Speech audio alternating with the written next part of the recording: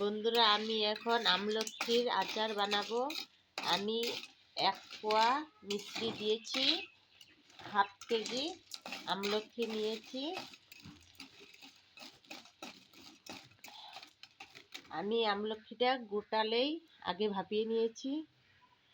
দেখুন, আগে ভাপিয়ে নিয়েছি। এখন আমি এটা গোটালেই এটার মধ্যে কড়াইতে দিয়ে দিলাম।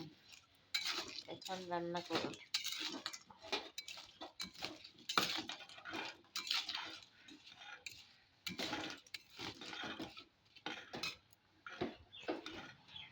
এখন এটার মধ্যে গোলমরিচের গুঁড়া, ধনিয়া গুঁড়া, জিরের গুঁড়া, পাঁচফোড়ন সব কিছু মিক্স করে গুঁড়া করে নিয়েছি।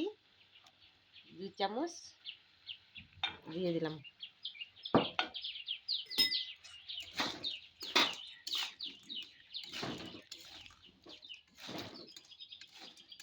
এখন হাফ চামচ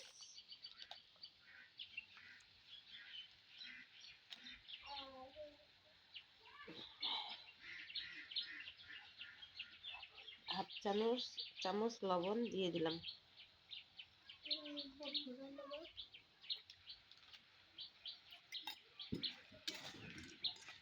এখন এটাকে আমি দেখে বানিয়ে নিলাম আচার। আপনারা চাইলে চিনিও দিতে পারেন, আমি মিষ্টি দিয়েছি।